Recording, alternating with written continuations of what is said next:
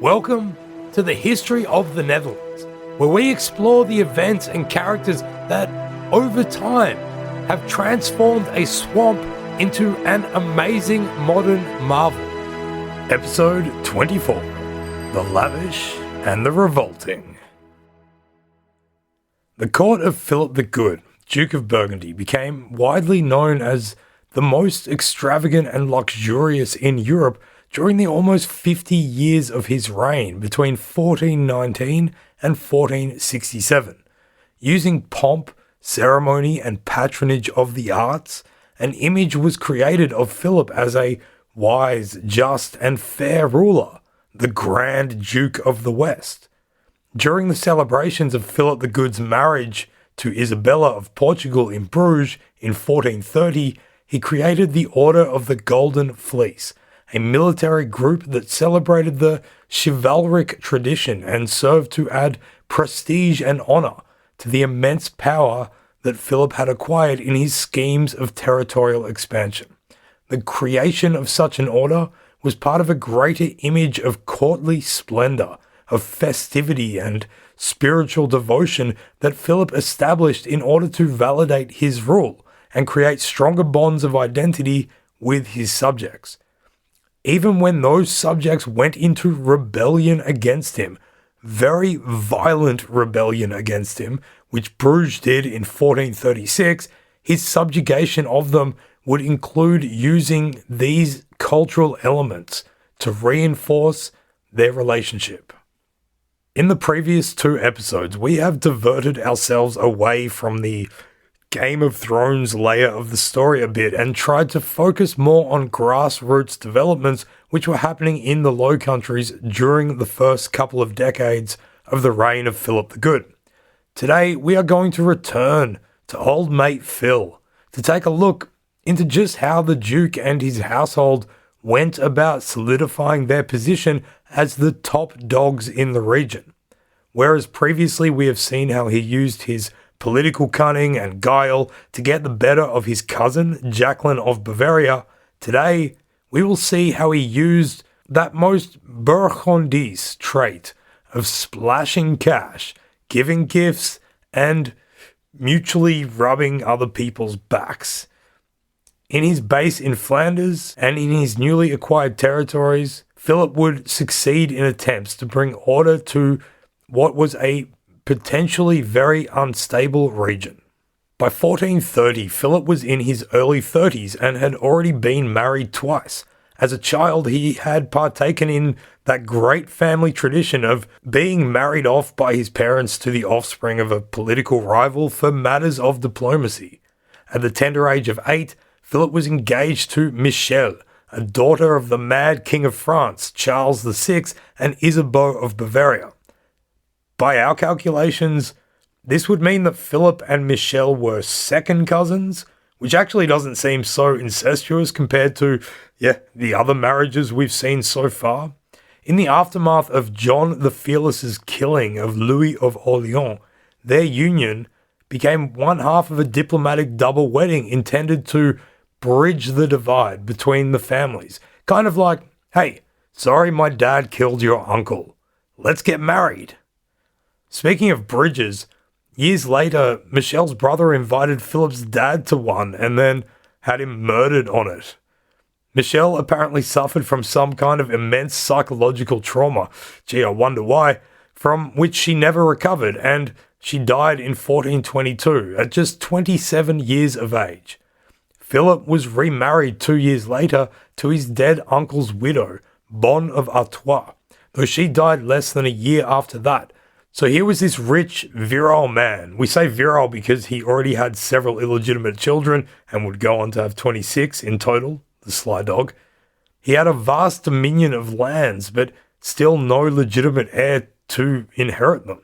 He was, simply put, a very eligible bachelor, and a lot was riding on his next marriage. This was a very misogynistic society, but female rulers of territories could and did play significant governing roles. There was a history within the rule of Flemish counts of their wives and mothers holding authority while their fathers, husbands, or sons were absent for whatever reasons. Philip came from family branches that had provided extremely strong-minded and capable women, such as his cousin Jacqueline and his mother Margaret, and Jacqueline's mother Margaret, and his sister Margaret. So we can assume that Philip not only wanted to make a smart political move, but also to choose a wife who could ably perform her role in governance. Philip investigated various possibilities before deciding to set his sights on Isabella of Portugal, daughter of King João. Wait, it's Portuguese for John. King John of Portugal, and sister of the appropriately named Henry the Navigator, whose future sponsorship of voyages of exploration would become so crucial in establishing the early Portuguese thalassocracy during the Age of Exploration. Isabella was born in 1397 and for her first 30 years had very little luck in her official love life. Attempts had been made by her father to capitalize on her marital worth, such as with the English in 1415, but all of these had failed. She was an intelligent and capable woman who was also linked by family to the Lancastrian English, her great-grandfather being Edward III, the King of England who had had himself crowned as King of France in Ghent roughly 90 years earlier, which had started so much of the turmoil we found ourselves mired in. Philip always had to consider relations with the English and the French in every decision he made, and while his first two marriages had kept him close to France, by this stage the English had a very solid foothold on the continent and still engaged in conflicts with elements of the French royal family. Philip was also officially allied to the English, and in a powerful enough position to no longer have to pander towards his very weakened, yet still technical sovereign, the King of France. He saw the potential in making this alliance to maintain the balanced system which he had built upon and rested on. So he sent a delegation to Portugal to figure things out. 7 months passed between the arrival of Philip's embassy and the legitimization of the marriage. Philip had sent his chamberlain/court painter Jan van Eyck as part of the embassy to Portugal to take part in the negotiations, and also with the instruction that he send back 2 portraits of Isabella for him. A sneak preview, so to speak. The two were actually officially wed with proxies, and then Isabella and the whole contingent due to go back to Flanders waited a further 8 weeks before setting off, with violent weather along the way creating further delays. Finally, on Christmas Day 1429, her ship came to dock in Sluis, outside of Bruges, and Isabella of Portugal arrived in the Low Countries. We can only imagine how she must have felt, but we can assume that it involved generous portions of being cold and nervous. This kicked off a frenetic few weeks in the area as representatives of the 4 members of Flanders came to greet her, and preparations were made for the wedding and Isabella's grand arrival in Bruges. Although the wedding itself was a low-key affair in Sluis on January 7th, her entrance into Bruges the following day was a fantastic display of the wealth, extravagance, and ostentatiousness for which the Burgundian court had become renowned. In his book, Philip the Good, Richard Vaughan describes the event based off Burgundian chronicler Jehan Lefebvre's account. Quote, "A 400-man escort had been provided for the convoys of carts which wound their laborious way northwards from Dijon and Lille to Bruges, carrying the raw materials for courtly entertainment and luxury. There were 15 cartloads of tapestries, 100 wagons of Burgundian wine, 15 cartloads of arms and armour for tournaments specially made at Besamyon, and 50 loads of furnishing and jewels. The ducal palace at Bruges was transformed by the construction of a whole range of elaborate but only temporary buildings in wood, which were set up in the main courtyard. 3 spacious kitchens, 3 ovens, and 6 larders, one each for soups, boiled meats, jellies, roast meats, pastries, and fruit, were arranged around a single banqueting hall, which was 150 feet long. A beautifully painted wooden lion on the exterior facade of the palace poured wine from its paw into a basin below. Inside the courtyard, a stag and a unicorn dispensed hippocras and rosewater in the same manner. Inside the banqueting hall, a minstrel's gallery held 60 heralds, trumpets, and musicians, and on a gilded tree were hung the coats of arms of the duke's lands and gentry. Isabella of Portugal was met outside the town and escorted through streets hung with crimson to the sound of a fanfare from 76 trumpets. The herald tells us exactly who was present at the banquet and where they sat at table. He describes how each dish was accompanied on the table or sideboard by a sort of tableau or spectacle. There were women holding unicorns, goats, and pennons bearing the ducal arms. There were men, also with ducal arms, fitted out as savages or wild beasts, riding on roast pigs. Next to one dish was a castle, with a wild man in the central tower holding the inevitable ducal banner, while in each corner tower a woman held a pennon decorated with the arms of one of the ducal territories. But the piece de resistance was a huge pie containing a live sheep dyed blue with gilded horns, and yet another man got up as a wild beast. End quote. I've been to a lot of weddings, but I've never seen a pie stuffed with a live sheep dyed blue with golden horns. Worst shepherd's pie ever. The wedding was followed by a series of tournaments held in the centre of Bruges, which the whole population could come out and celebrate.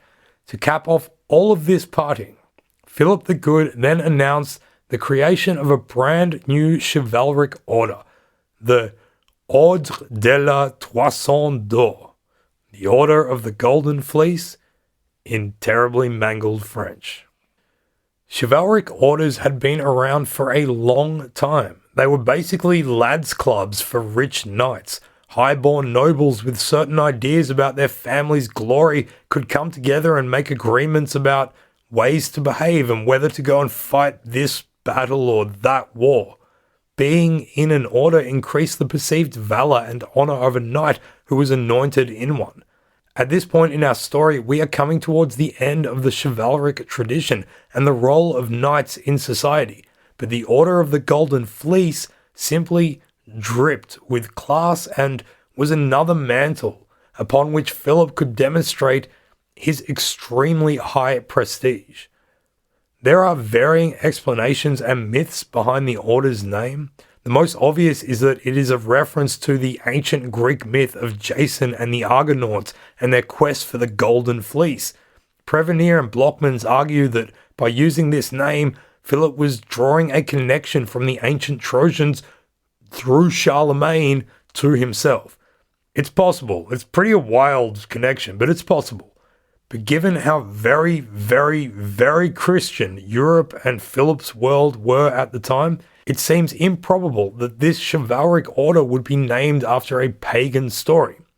Other stories include that he became so enamored by a beautiful blonde woman in the crowd at the festivities that he spontaneously named the order after her, which seems a bit unlikely given that he was literally celebrating his wedding to Isabella at the time. A more salacious version is that one morning, when the Duke's chamber was being cleaned, the blonde pubic hair of one of his favourite mistresses was found in his bed, leading to much amusement among those in his court. This annoyed the Duke so much that he decided to make that blonde hair the greatest symbol of honour in Burgundy. Take that!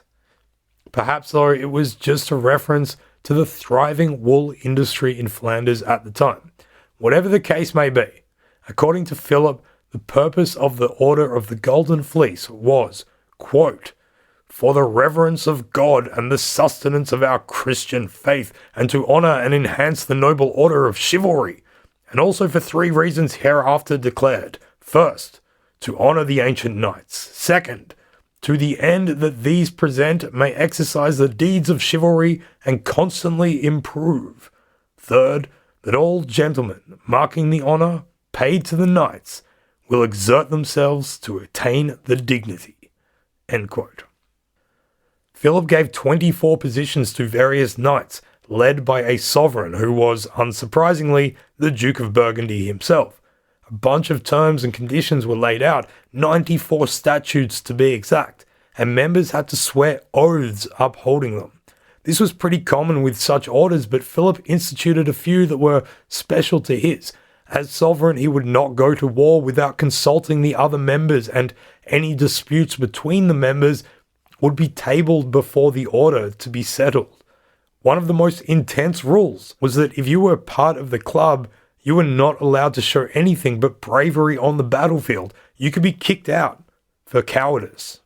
Meetings of the Order of the Golden Fleece were known as chapters, and they could come together at irregular intervals. Between 1431 and 1559, they met in total 23 times. These were moments of great pomp and circumstance and would be huge events for the places that hosted them. During the chapters, there was a kind of behavioral review in which members had to swear that they had done nothing to damage or cause offense to the honor of the order. If it was decided that they had, the sovereign could determine and mete out punishments. If it was decided that they hadn't done anything disgraceful, they would be patted on the back for a job well done, but then told to do even better. After this, the sovereign himself would go through the same process, with the knights of the order laying judgment on him too, and admonishing him for misdoings, something which would occur quite often with the next Duke of Burgundy that is going to follow Philip. As a supposedly militant body, members had to demonstrate proficiency in martial arts with some sort of weapon. But given that the whole thing was shrouded in symbolism and designed to just boost self-image, and that it included some pretty old and non-militant men, it is doubtful that members had to do more than just wave a sword around or twirl a staff around a bit, if anything at all. There were strict guidelines on what they had to wear and when they had to wear it, whether red or black or white robes or whatever. One rule was that they had to wear every day a special golden collar which they received upon entrance into the order. We'll put a picture up on our website and a link in the description of the podcast for you to take a look at this collar, but just imagine a huge shiny jewel encrusted golden chain made up of interlocking fire steels, the Duke's symbol, which if you squint your eyes hard enough kind of looks like bees for Burgundy, and from which in the center dangles a golden sheep. It's absolutely ridiculous, but also awesome. The heirs of any knight of the order who died were, according to Monstrelet, honour bound to return the collar to the Duke of Burgundy for him to give it to the next member. Apparently one of those collars today is worth 50,000 euros. As you might imagine though, wearing such a thing all the time is not exactly practical. So this rule was quickly amended so that they could just wear the sheep pendant on a silk string, and in battle they were allowed to replace it with an engraving on their armour so that nobody would grab it and run off with it. The ceremonies which they undertook were tied up with the strict Catholicism of the time, so included mass and prayer and ceremony, but often also recognition of deceased members whose names would still be called out in the roll call but be followed by the words "Il est mort," he is dead, with a candle then being lit, displaying the dead knight's coat of arms. 2 great tomes were kept, one to record all the great feats and deeds of the members, the other to keep track of all their errors and the punishments given out for them. Kind of similar to that journal kept by the Kingsguard in Game of Thrones. Let's not make any more Game of Thrones reference, it just turns out crap. Throughout the almost 600 years since its creation, the Order of the Golden Fleece has consistently been considered the most prestigious and exclusive Christian order. Membership meant that you could join no other chivalric club except for royalty, who were the leaders of those clubs. Throughout history, it would split into 2 branches, one Austrian and one Spanish, but only the Austrian can trace a direct line of obedience to the religious order that Philip the Good summoned into existence on his wedding day in 1430. So even though the membership capacity was eventually doubled to 50 knights at one time, it still means that only around 1,300 people have ever been a part of it. Current members of the order in 2020 include Akihito, former Emperor of Japan, Queen Elizabeth II of the UK, can't wait to see what her martial skills are, and Princess Beatrix of the Netherlands. As if any of them really needed a new 50 grand necklace. Anyway, they've got it. By the 1430s, Philip had settled into his role as the Grand Duke of the West. With the instability that had continued rocking the French throne, and by keeping himself out of conflict with the English and in fact in alliance with them, he established probably the most dependable regime in Western Europe. He ruled a diverse array of subjects who lived in culturally different provinces, each with their own traditions and historical quirks. Philip needed to find ways to build connections between himself and them as best he could, and this was usually done in his family's manner of throwing festivals and banquets and giving gifts to the right people. All of it was to reaffirm his curated image of Burgundian prestige and an understanding of what the relationships between him and his subjects was, which was built on three pillars: justice, equity, and common good. Don't get confused between equity and equality, by the way. Equity meant that essentially everyone should be on the same page, that Flanders was legally his land. He was the prince and had the power of justice, and that his subjects were owed and could expect his protection. One of the most evident ways that Philip fostered that identification and relationship was through his patronage of arts. Musicians, poets, painters, and sculptors were drawn towards the Burgundian courts, paid handsomely, and encouraged to create works that celebrated the kind of cultural elements that would become associated with what we understand to be the Renaissance.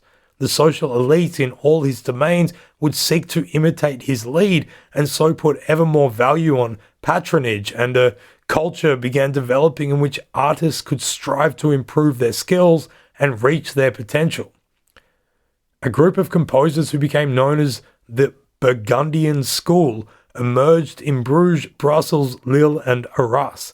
The encouraging atmosphere of the Burgundian court allowed for the creation of authorized secular music, and this cultural freedom would engender an atmosphere that kept inspiring and drawing more musicians to it. There was a shift from Paris towards Flanders and Burgundy as the center for modern fashion of polyphonic, vocalized secular music. The best known composers of the time include Gilles Binchois and Guillaume Dufay. We will also put some links up on our website to various YouTube videos of music made from these composers' works. Many who came through the school in the Low Countries would take their talents to courts around Europe, inspiring an international music style known as Franco-Flemish, or the Netherlandish school of music, which I am going to loosely label as the main soundtrack of the Renaissance. So there you go. Eurovision levels of musical influence in the nascent stage of the Renaissance. Bet you didn't know that was Dutch. Philip was also a patron of the arts in other ways, with his court assembling some of the greatest painters of the time. We briefly mentioned Jan van Eyck earlier, Philip's chamberlain and court painter who had been sent to paint those portraits of Isabella before the wedding. Considered to be one of the greatest early painters of the Low Countries, van Eyck had previously been in the employ of John of Bavaria in Holland, but after his death, van Eyck had travelled south and ended up in Philip's household. Van Eyck was a great exponent of using oil-based paintings in his work, as well as a drying agent which was becoming popular for artists in the Low Countries at the time. His expertise in applying specific layers of colour, of varying transparency or opaqueness, and being able to apply extra layers over time meant he could portray depth, light, and texture in a way that must have been absolutely mind-blowing at the time. Again, we'll put up links and images on our website, but Van Eyck's works, such as the Ghent altarpiece, the main bit of which is known as the Adoration of the Mystic Lamb, remain famous to this day and still attracted tens of thousands of visitors in Ghent before COVID-19 decided to ruin everything. Other well-known painters who flourished under the cultural atmosphere developed in the Burgundian court include Rogier van der Weyde and Petrus Christus. But there was more. During the reign of Philip, he employed jewelers, goldsmiths, and architects, Huge tapestries would be created for the ceremonies and celebrations of the court and the chapters of the Order of the Golden Fleece. Philip amassed a whopping collection of books with an apparent taste for history, having many Latin texts translated into French, such as the history of Rome from its founding through to the reign of Domitian, as well as the Chronicles of Hainaut and the Chronicles of Holland and Utrecht. He employed a guy whose work we've used, Chastelain, to be his own court chronicler. During his reign, poets thrived, as well as collections of more gossip-like stories about the court life. Many of these works were illuminated, which is to say that the pages of the books were highly decorated and illustrated. Visitors to the Burgundian court would be shocked by the lavish splendor it simply exuded from all corners, and there, in the middle of it all, stood Philip. Philip found ways to implement his power in different places, whether in towns or regional areas.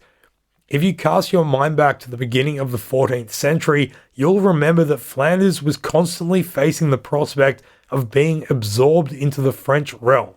Even Philip's grandfather and father had concerned themselves more with French affairs than those of their Low Country domains, and we have seen how Philip had set out on his own very different approach, creating a sense of centralized Low Country Burgundian autonomy. Philip built up a clientele network amongst the local elite and nobility, with him at its center as well, using the arts and other means by which to sell the idea of a strong and independent Flemish identity with a powerful prince at the top of it all. In Holland and Zeeland, which was mired in the civil war between hooks and cods, whose respective levels of influence varied from town to town, Philip set about putting in his own ducal administrators and trying to build the same sort of clientele network. However, he had to tread extremely carefully because of the parochialism that lingered between hook and cod factions. Because he was not physically present much in these northern domains, he could not maintain the relationship with his subjects as easily as he did in Flanders or Brabant, where traditions such as the joyeux entrées, the joyous entries, and the glamorous Burgundian weddings that were held performed those roles. Also, in Flanders and Brabant, there were literally central courts where people could go to, whereas in Holland and Zeeland, local power bases grew and Philip had to appoint people to look over them for him on his behalf. He appointed a stadtholder to rule in his stead and act as a conduit by which he could make decisions for the territories without being there. The noblemen he appointed to this position were consistently foreigners to Holland, and also members of the Order of the Golden Fleece. Now, it is time for the order of the random advertisement. We swear we will be back on the other side. How well we've behaved in the meantime is another matter.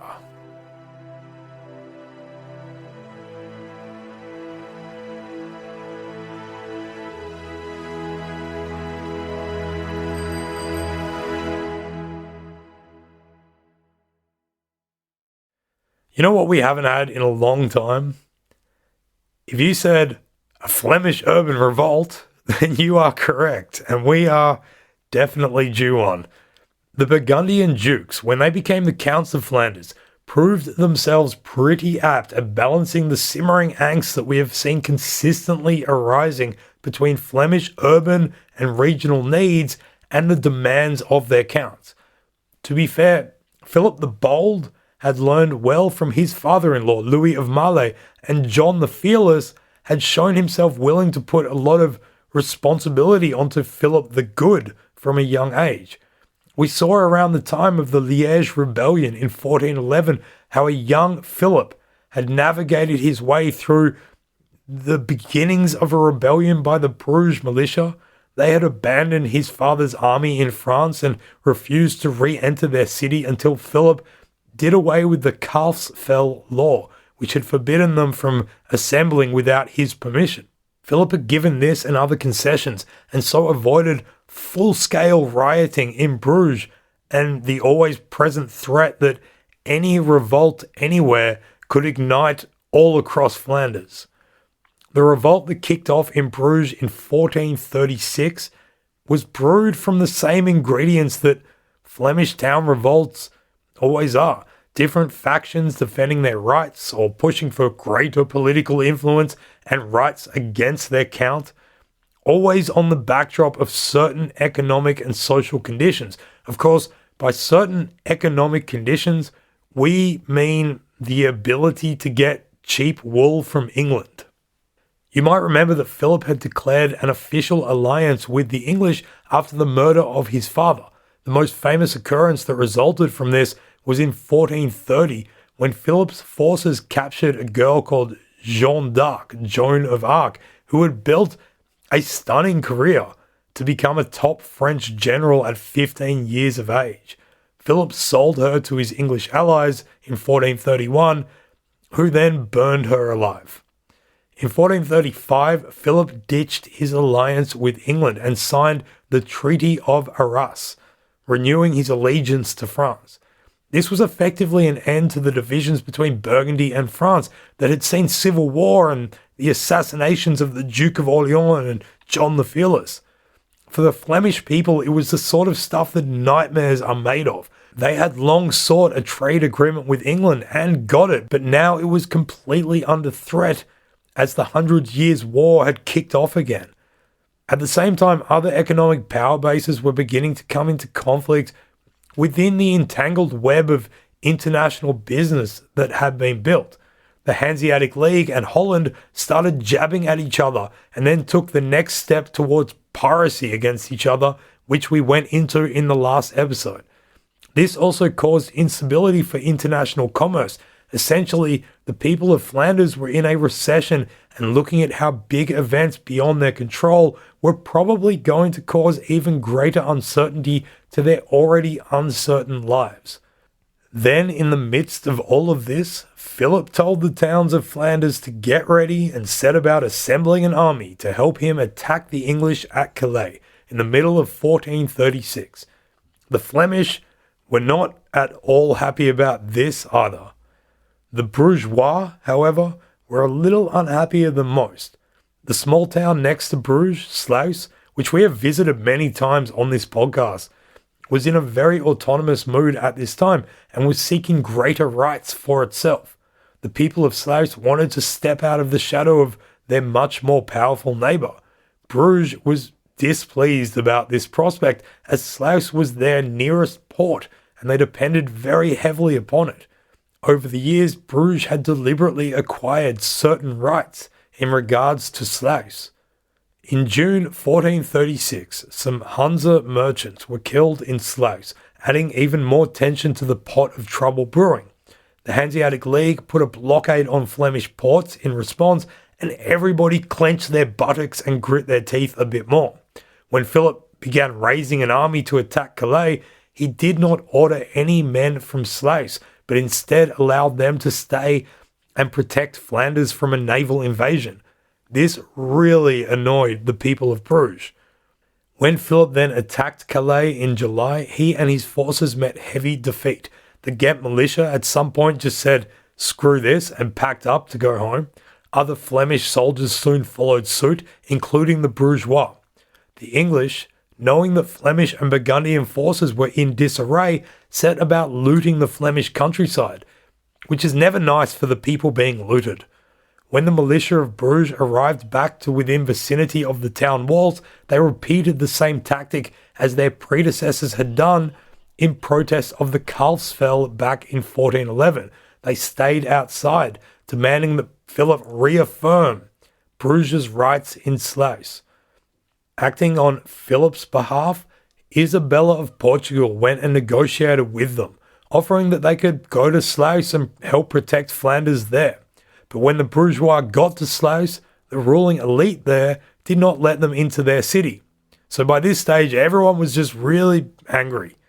The Bruges militia remained in formation outside Bruges, while inside the walls, the deans of the guilds set about taking over the city and forming their own council. They began inciting rebellion against Sluis and the ducal office, and soon the wealthy elite who had been in charge of Bruges in the decades since that last revolt were imprisoned. Then the Duke's judicial representative, the sheriff, was murdered, and the word of revolt began spreading out, threatening to erupt across Flanders. Philip was in a tight spot as the English were running rampant and he needed his Flemish troops. By October, he was looking for a mediated peace, which he managed to reach with this new ruling council of Bruges. He forgave the rebels and he named a new sheriff. The rebels, however, wanted to make a point about Slavs, which is the whole reason they had given for this revolt. They exiled 18 people from Bruges only a couple of days after receiving Philip's letter of forgiveness, and this included some very important people from Slavs. It was a big middle finger to their small neighbour, and instantly the negotiated peace was over. Slavs begged the Duke if they could blockade the Zvin River, and he agreed. Bruges effectively came under siege. The winter that followed in Bruges sounds absolutely awful. The Duke placed countless agents among the citizenry, and moderate, more middle-class people began assassinating some of the extreme members of the rebellion and collaborators. This then resulted in reprisal killings and a general tension caused by the blockade, and growing air of fear and suspicion escalated to the point that in April 1437, the mayor of Bruges was lynched in the main market square. The reason given is that he was suspected to have been in the Duke's employ. He very well may have been. The blockade was working, and as these moderates took more control of Bruges, the aldermen began imploring the Duke for peace terms again. Philip responded in May by arriving not far away from his rebellious town with an army of about 3,000 men at arms. Bruges frantically assembled an embassy to go and beg his mercy, and apparently they requested that he bypass the town and take his army and carry on his way. Philip refused. The accounts of what happened on the 22nd of May vary greatly.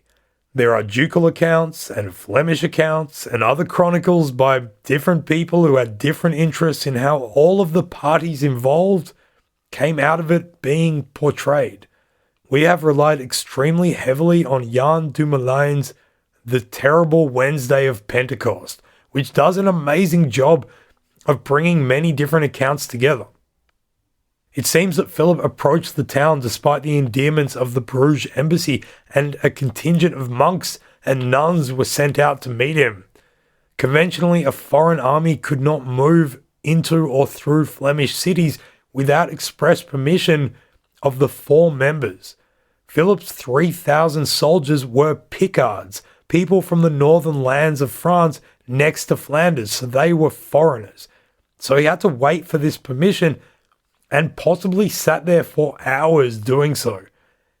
He refused to go into Bruges without his soldiers, and eventually the alderman agreed that he could come in with several hundred men. When the army began moving through the gate into Bruges, some of Philip's knights held it open until at least 1,000 men had gone through. There are also reports of bourgeois citizens clearly armed as they lined the streets, peered over the walls, or stared out their windows at the incoming foreign troops. Now inside the city with his 1,000 or so men, apparently when Philip learned that the gate had been shut, he ordered it to be reopened, and the city leaders refused. Who knows what the spark was for what happened next? Maybe there was an ambush by some people on the Duke and his troops, or maybe, as some accounts have it, the Picard soldiers began shooting arrows at people standing by their windows, or that Philip even, dressed in black as a prince of vengeance, cut down and killed an old unarmed baker who had come out and doffed his cap to bid his prince welcome.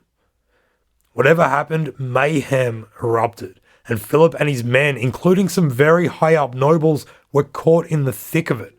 Hand-to-hand combat and street battles raged on the main streets and the market square of the town, where every recent tourist to Bruges has wandered up and down between waffle shops, churches, and H&M stores.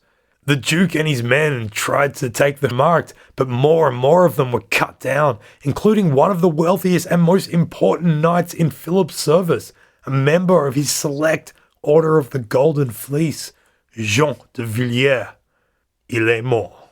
Philip and his men realized that they must escape or they too would die. Different stories tell of a collaborator or a tradesman who helped them open a locked gate which they had fought their way to, and the few surviving men escaped, with Philip's records relaying that he personally took the rear guard to protect them all. From the bourgeois perspective, they had achieved something about which songs could be sung. From a bystander's perspective, such as that of Abbey chronicler Adrien de Boot, who was in no way aligned with the rebels and their cause, but wrote that, quote, "They saw themselves cruelly invaded, and they convened and manfully resisted." End quote. Once the Duke had fled the scene, the fighting still continued in Bruges. Of the aftermath and the days that followed, Jan Dumoulin puts it very well. Quote, "The Flemish chronicles state that the ditches along the streets were full of dead Picards. Some had hidden in inns and houses, but the Breukelingen, great other name for the bourgeois, spent the rest of the day and night chasing and killing them. The next Friday a scaffold was set up in the market and 22 Picards were beheaded." End quote. Despite their victory in this spontaneous eruption of violence, the Bruges revolt was still on its last legs. Philip increased the blockade and pretty soon people in Bruges took control of the city and ended it by December 1437. In March the next year, they negotiated terms and punishments with the Duke, and 40 rebels were dished up for public execution. He levied a huge fine of 200,000 golden riders and stripped Bruges of many of its privileges over Sluis and also the regional area beyond its town limits, the Franc of Bruges. He also ordered that the town would have to make an amende honorable, a public apology, when he next came back to it. Flemish urban revolts were kind of like rites of passage for Flemish counts. Philip had successfully navigated his first extremely serious one. It had been way more difficult than the Kalfsfell uprising 25 years earlier, and even though he was now a very experienced prince, he still would have learned a lot from it. Namely, the political lesson was the same one that the Counts of Flanders seemed to require reminding of every few generations. Do not mess with the wool trade between Flanders and England. Despite having made this grave error and having had moments where he would literally have feared for his very life, he managed to come out of it in control, while Bruges came out in worse shape than it had been. Negotiations continued afterwards between Burgundian, French and English entourages to try and sort out all the messiness of what had just gone down and try to bring matters to a close. In 1439, emissaries from all three sides met just outside a town in today's France called, in French, Revolting, in Dutch, Revolting, and in Australian, Gravelines.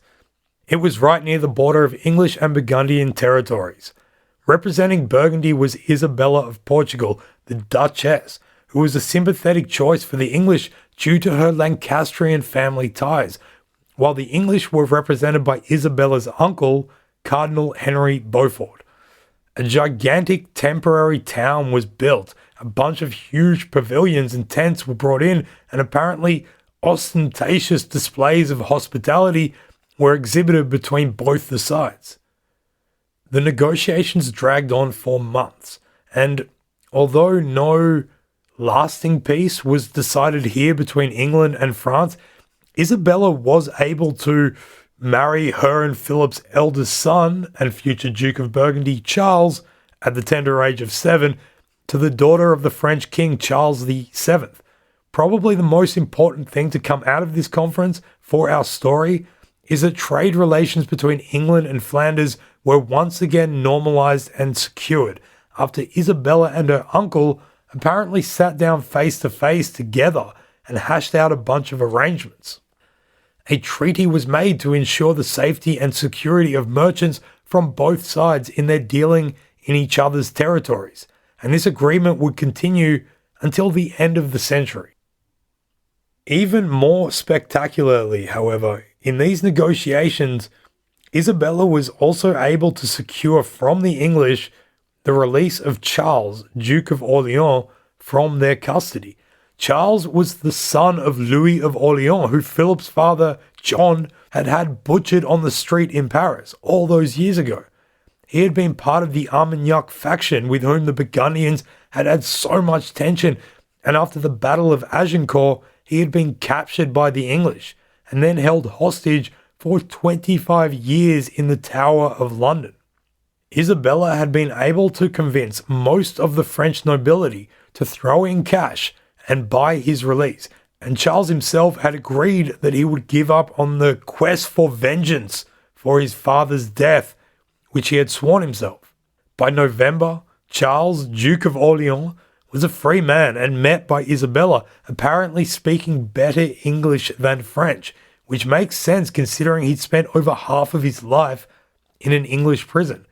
In these negotiations, Isabella had proven herself to be extremely capable, and Philip had made a very wise choice indeed, picking her to be his wife. So with this new trade agreement sorted out, and having an extremely high-profile former enemy now in their debt and in their possession, the Duke and Duchess of Burgundy decided that the best thing to do now was to show Flanders who was the boss, and they did so by embarking on a tour throughout the country, showing off with as much Burgundian splendour as they could possibly muster. After the revolt in Bruges, Philip would have seen his relationship with his subjects, not only in Bruges but quite possibly in wider Flanders too, as somewhat fractured. The carefully crafted image of Burgundian strength, prosperity and culture would need to be used to reacquaint the Flemish people with the pillars of justice, equity and common good that their relationship was based on. So Philip and Isabella, with the freshly released Duke of Orleans in tow, made a series of joyous entries into various towns around Flanders, beginning with Saint-Omer. Remember we first spoke about joyous entries back in episode 14 when talking about Johanna of Brabant and Wenceslaus of Bohemia coming into Brabant? They were those highly choreographed ceremonial affairs in which a duke would make a grand entrance into a city and in which their rule would be recognized by the people. In turn, the ruler would himself acknowledge the rights and privileges of the city. It was kind of like a big show between ruler and ruled, where both of them tried to show the other how great they were, and that even though they didn't probably actually like each other that much, they would all pretend that they did. Sort of like when politicians shake hands with each other after a debate, and the handshake is always exaggerated, pumping just a little too vigorously or for a little too long, and paying more attention to how the handshake is being perceived by everybody else in the room rather than the other person whose hand you were holding. Sorry, I just got sad, remembered shaking hands. Those were the days. Preparations for towns hosting the entries must have stretched for months beforehand. It was a demanding honour. Not only was the cost and arrangement of everything the city's burden, but the performers and exhibits that they arranged, the quality of the feasts and the splendour of the games and general festivities they put on were all measures by which the Duke could assess how much he liked the city. Did he feel that their effort reflected the magnificence of the culture he had fostered and built? In Bruges, things were even more complicated. They were going to have to make that amende honorable and publicly, and no doubt rather embarrassingly, apologise for the damages they had inflicted upon the Duke. 2 years earlier, Philip had almost been stabbed to death by the people of Bruges on the same streets that he was now going to parade down while they humbly prostrated themselves before him and took part in effusive displays of adoration, love and loyalty to him. But Philip and his forebears had been nurturing this explosion in culture and exultance of splendour for decades, and the entrance into Bruges on December 11th, 1440, brought things to a whole new level. First, the amende honorable took place as city officials, barefoot and dressed completely in white to symbolise their penance, came out to meet Philip in the main square. They knelt at his feet and presented to him the keys to the city. The message could not be more clear. It was Philip, not they, who was the real power in Bruges. After this degrading ceremony had taken place, the joyous entry continued on. Philip was greeted by monks singing the Te Deum, a hymn of praise and thanks. Assemblies of workers' guilds and representatives came out to show their effusive respect, as well as the international communities who lived within Bruges. As his procession wound its way through the streets of Bruges, various tableaux vivants, kind of like miniature scenes from a play, were presented to the Duke. Remember that it was midway through December, so smack bang in the middle of the Advent, in the lead up to Christmas. Bible scenes were performed depicting stories from the Old Testament of the Hebrew prophets who were waiting for the coming of the Messiah, as well as the resurrection of Christ. The message was loud and clear here too, and it was being laid on thick and hard. Philip would have lapped it up. The Duke of Burgundy was being welcomed into a city like Jesus was welcomed into Jerusalem. This marked a turning point, after which joyous entries were no longer a solemn occasion in which the ruler and the ruled were simply making vows of agreement to each other, but instead became moments of adoration, dripping in Christian symbolism towards the power, authority, and prestige of the Duke. And though this was clearly great fun for Philip and his entourage, it was also worth it for the people of Bruges as well. Even though they had needed to prostrate themselves before Philip, they'd done a fantastic job of it. As written by Peter Arnada in his book Beggars, Iconoclasts and Civic Patriots, quote, "So pleased was Philip with the performance that he gave the keys to the city after he reached the Burgundian residence where the procession and narrative terminated." End quote. So they had successfully managed to kiss and make up with a guy that they had literally tried to murder not long before. A trade deal with the English had been arranged, and so everybody got to have a good party, but they got to know that it was because of the glory of the Burgundian Duke that they did so. The festivities continued on for a couple of days, with a tournament taking place in the main square of Bruges before the whole thing packed up and headed off to do it all again in Ghent and then Tournai. Philip the Good built upon the strong Burgundian identity he had inherited, and as his domain expanded, he cultivated this identity to become the Grand Duke of the West. Through his patronage of the arts, he made it fashionable for social elites in the Low Countries to invest in musicians, sculptors, painters, writers, entertainers, and anybody else who could bring prestige to a court in a cultural way. By doing this, he engendered a connection between his subjects and himself. The uprising in Bruges in 1436 would not be the last time he would have to deal with Flemish urban revolt. It was something that was always a possibility. Philip experienced how he could still lose control over the loyalty of some of his subjects and could be forced to extreme measures against them, such as blockading Bruges. But his joyous entry into the rebellious city in 1440 and the splendour with which it was celebrated, in which he was compared to Christ himself, gave him a template that he could use to reinforce that authority and respect for his Burgundian regime upon any city that might try to rebel against him again. Philip, after all, still has another few decades of rule ahead of him, and in that time, the Burgundian Netherlands will reach its peak. But they are stories for another episode. Thanks for listening to History of the Netherlands. Don't forget to check out our show notes where you can find more info and our sources. All those pictures and music which we have spoken about throughout the episode will be up there. That golden chain is worth taking a look at. If you're not aware, there is a link in the description of every episode which points you to the right page. Or just go to historyofthenetherlands.com and you'll figure it out.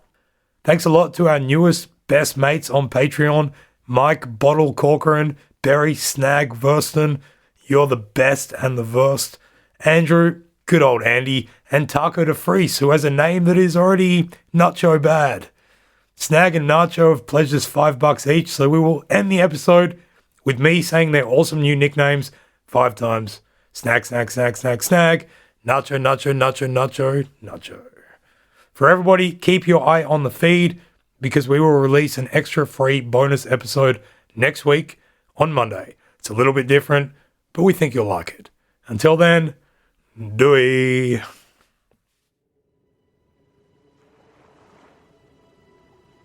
Thanks for listening to History of the Netherlands. You can get detailed show notes at our website, historyofthenetherlands.com. From there, you'll be able to find other podcasts and projects that we've created. This is a production of Republic of Amsterdam Radio.